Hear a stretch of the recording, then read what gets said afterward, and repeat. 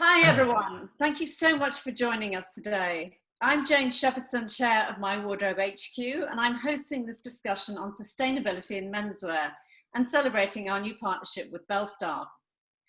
Fashion rental is fast becoming a thing for women, and since the beginning of the pandemic, weirdly, although we haven't been able to go out for nearly a year, it's actually been gaining in momentum, perhaps because of the time we've had to reflect on the impact of our behaviour.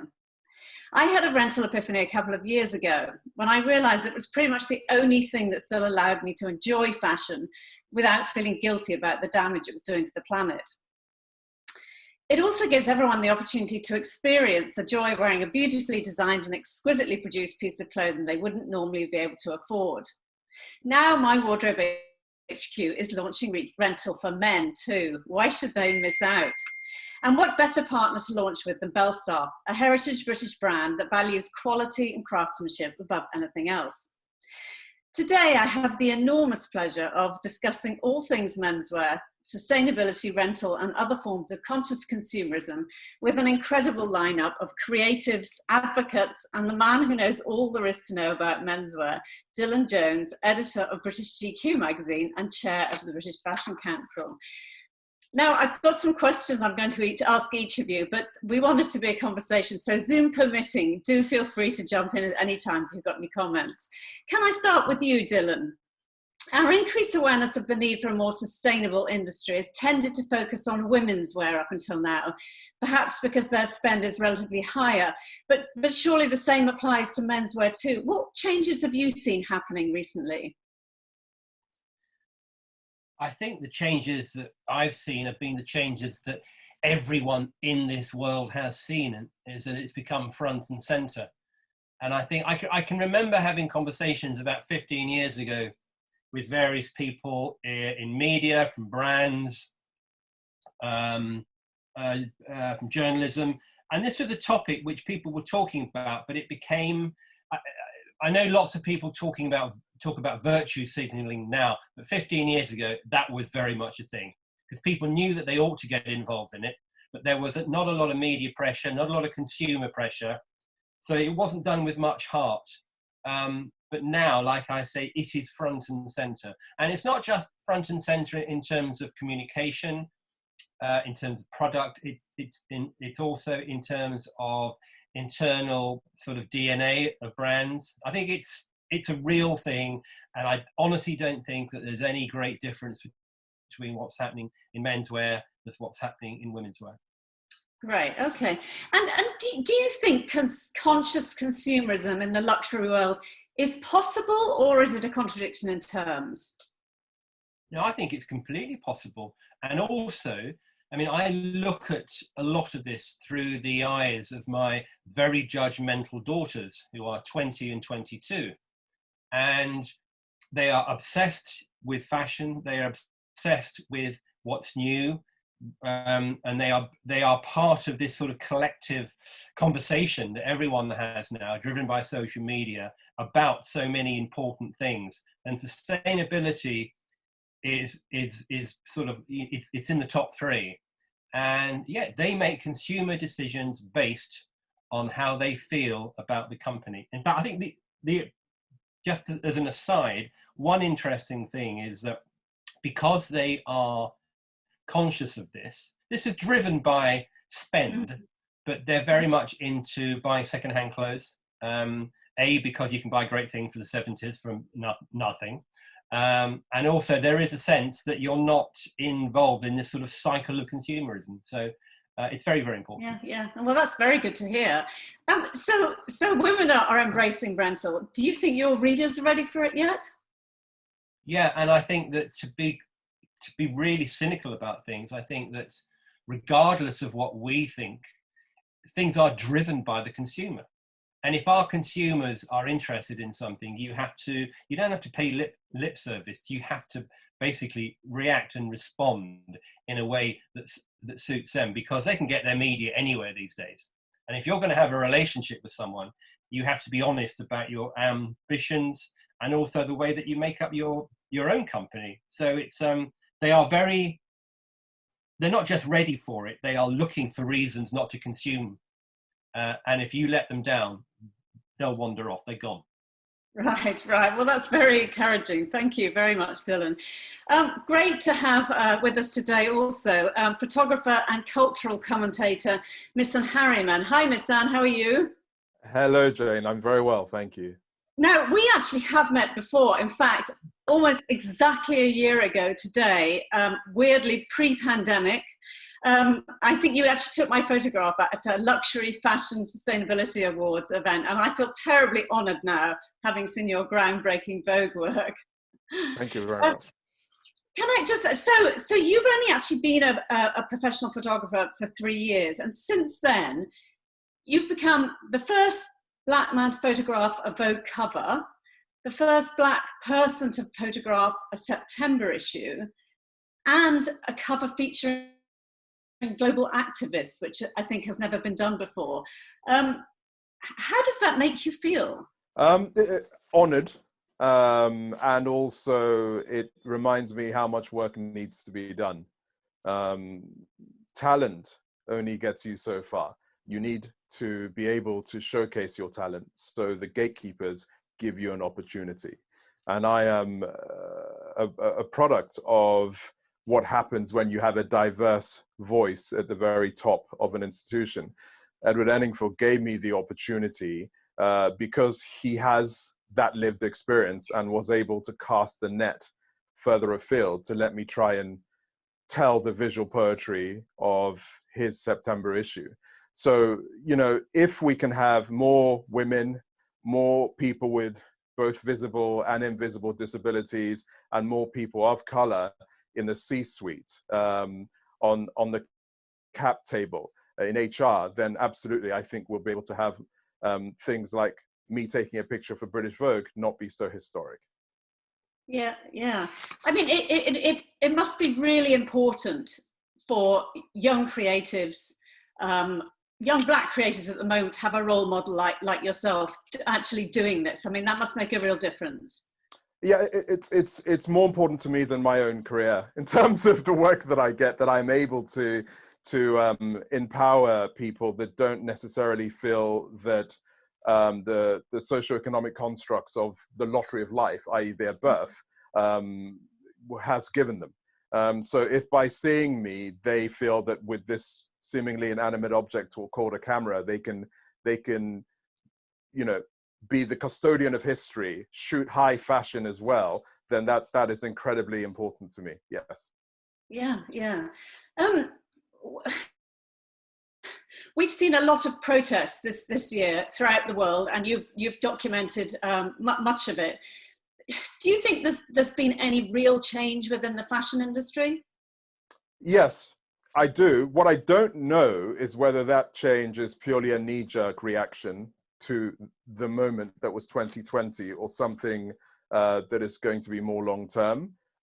I think if you ask me this question in a year's time, I'll be able to let you know whether it is, you know, a real sustainable change in the industry. But certainly people are making efforts, and I think time will tell whether those are sincere and not contrived within the next 18 months. But also going back to what you were saying and what Dylan was saying about the consumer base deciding how our decisions will be and how we choose to wear clothes.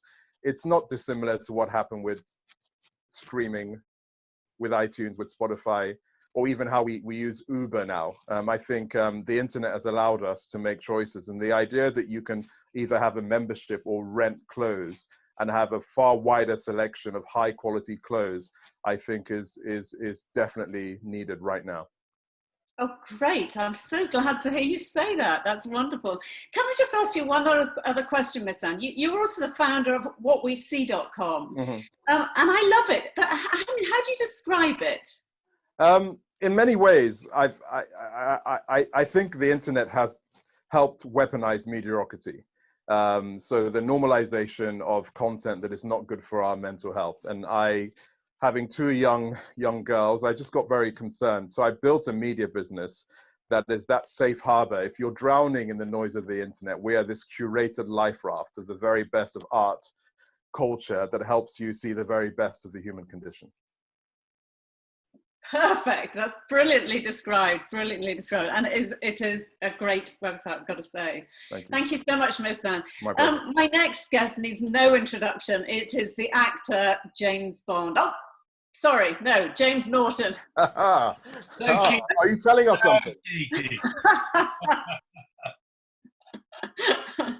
James, as well as being a brilliant actor, which we could talk about for hours, especially for me, your incredibly sinister role in Happy Valley, it still haunts me. You're the Belstaff ambassador. And is it true that you've actually been involved in the design of the collection? Yeah, very much so. Yeah, it was a new experience for me, and one which was really rewarding. It was genuinely wonderful. I was quite surprised. They really did involve me a lot. I went into the Belstaff HQ and we did a sort of deep dive into the brand's heritage, looking at all the various inspirations, and I put on an old Steve McQueen jacket, and it was very cool. And then we set about designing these two jackets, and they really did take what I had to offer seriously, which rarely happens. That's amazing. I have to say, having sort of seen lots of these collaborations at work, it's great. Were you surprised at the level of craftsmanship that Belstaff sort of still maintain? I'm on the one hand, no, because I fortuitously have owned a Belstaff Trail Master jacket for years, for about 7 years, and I cycle around London, and I've worn it. It's my go-to jacket for cycling. It's definitely saved my skin a few times. I've fallen off my bike, and it's still going perfectly strong. It hasn't required any repairs. It's got all the pockets you need for a cyclist, all the paraphernalia. So on the one hand, I can testify to the kind of quality of Belstaff personally from that experience, but I was surprised in just the kind of dedication and the specificity of each choice. I mean, I knew that obviously time and affection and dedication went into the designing of these jackets, but to be on the front line and actually involved was wonderful. I mean, just the angle of the pocket and the piping and down to the design of the label. There's so much meticulous detail and so much love which goes into it. It was eye-opening, rewarding for me. Oh, that's really good. That's really good to hear. I'm guessing that you must be kind of used to the idea of renting in a way, as designers presumably dress you for the red carpet and for awards events. Is that rental, or do you get to keep the clothes afterwards? So in the men's side of this, generally, I think you generally keep because of the tailoring involved, and because they're less kind of one-off items. I mean, my friends, female friends, don't often keep because the pieces are so unique and often are returned. Sometimes you return and sometimes you keep them. I think, I mean, the ones I've kept, I'm very, very lucky to have kept, and I'm not complaining at all. And I've worn many times subsequent to the event. There are occasionally pieces which you don't wear again, and it is a massive shame, and it's something which needs to be addressed. I think people like Joaquin Phoenix and Colin Firth, who do the whole awards kind of circuit wearing one suit. That's an example to take, but that doesn't quite work with the kind of showcasing brands. I do think a rental system it's overdue for men for sure, because I think there is to be tweaking to be done within men's fashion. I think there is a fast turnover of stuff which is kept. Oh, well, that's very good to hear. I'm delighted to hear you say that. Now, I noticed that a few Belstaff jackets have actually starred in a recent James Bond movie. Will you be following them? Will I be following the jackets? I don't know. Do you know what? It's definitely not up to me. If I'll promise you that if if it ever happened, I'll make sure that every outfit he wears will be from my wardrobe. How about that? I'll make sure it's all rented, all top quality, and then returned at the end of the shoot. I'm delighted to hear it. Thank you so much. I'm delighted to have as our final guest, Wilson Oriyema, who is an artist and passionate environmentalist, and I hope he's going to inspire us today. Wilson, you've talked very eloquently about changing people's behaviour instead of regulating their choices, and you use a mixture of film, poetry and talks to highlight problems and solutions, I think it's fair to say. Are you optimistic about the future of the industry, or should I say the planet? Yeah, absolutely. I think it's very easy because we're all short-sighted, or human nature is quite short-sighted. It's very easy to kind of just expect the worst to happen in the shortest possible time frame. Like, oh, you're slightly late for something and the world's ending. And I think people have this similar mindset with regards to whether it's like climate change and various other things. So like, say, for example, the 2030 report, when it first came out, and people were saying, oh, we've only got till then to change the temperature. Of course, it has bad impacts, but it doesn't mean that the world's going to be destroyed. It's like, I think the report even said something with regards to by the end of the century, we'll lose about maybe 2 to 5% of the global GDP, which of course affects different people in different places and in different ways. But to say that it's the end, no, not at all. And I think that's a very defeatist mindset to not to kind of resolve yourself to the end when you're still alive and breathing. So I'm always positive and I'm always optimistic about what we can do as a collective human race. I love your optimism. I really do. I've heard you talk before, and it always sort of really shines through, because so many people are so pessimistic about what we can do and what's going to happen. What do you think is the most important thing that we can do, as you know, that we can all do ourselves?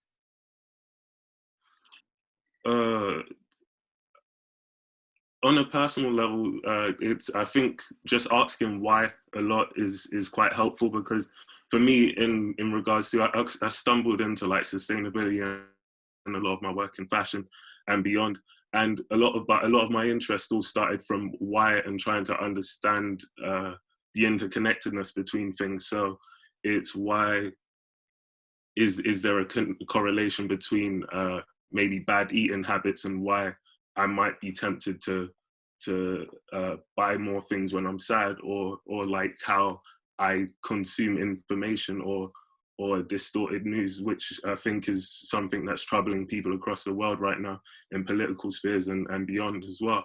So I think asking why, because I can tell people, oh, go and buy this material or that material, but it may not always be convenient based on the region you're in or what kind of experience you have. So I think above all, it's more about a holistic approach to things and thinking about your overall behaviors. Collectively, again, I think it's also about framework. So like, say, there's this organization that I co-founded called Regenerative Futures, and the whole idea is about bridging the intergenerational gap, but through collaboration and conversation. So we've got one project called the Regenerative List, which is it's a list used to highlight 100 young people who are doing amazing work in sustainability across different industries. So it's about giving them, say, access to mentoring, media exposure, and or funding, or anything else that may be relevant to their given project. So it's stuff like that, and it's more about thinking. I think sometimes you can lose the forest inside of the trees in terms of just looking at the getting too zeroed into one particular thing, when it's better to understand how you make a part of how you're a sum of or a part of the whole, essentially. So I'd say that's what people should focus more on, just asking why, and just thinking about yourself as part of a collective, in whether that's your local community or globally. Yeah, I think that's really, really important, because it's so easy to just feel that the problem is so huge that there's nothing that we can do about it. And you're absolutely right. It is about questioning, I suppose, everything that you're doing. Yeah, because, sorry, last point. Just because in the same way, there's nothing that's around us at this point that wasn't built or put together by human hands. I mean, of course, you've got like other aspects of nature like trees and animals, but for all the houses, phones, other devices, vehicles, everything has been put together by human hands, and it wasn't like this even 300 to 400 years ago. And it won't be like this in the future if we just kind of trust in our capabilities and put our best foot forward. Brilliant, brilliant. Thank you so much, Wilson. I feel happier about that already. I've got some questions for all of you now. As I said earlier, Zoom permitting, because it's quite difficult, because if you all talk at once, of course, it'll all collapse. But I want to ask all of you, has your style changed since lockdown? Dylan? Well, I think mine has, but I think the point that I'd like to make, which is sort of related to this, is that I think we're entering a new world where there's a return to an appreciation of expertise and quality. And I think, to Miss Anne's point, there's so much rubbish out there. There's so much rubbish media. There's so much rubbish food. There's so much rubbish clothing. There's so much rubbish everything. And actually what I found is that I wear fewer things, and I wear things for longer. I think that I had to go to a meeting last week, and I put on a suit jacket for the first time in about 3 months. That was weird. And it nearly fit, which was also weird. Yeah, in all seriousness, I've worn things I probably love, and I kind of wear them out. And I think the tendency is, particularly for men, if you buy something you really love, you probably don't wear it as often as you could do, because you don't want to wear it out. But I've been doing exactly the opposite. So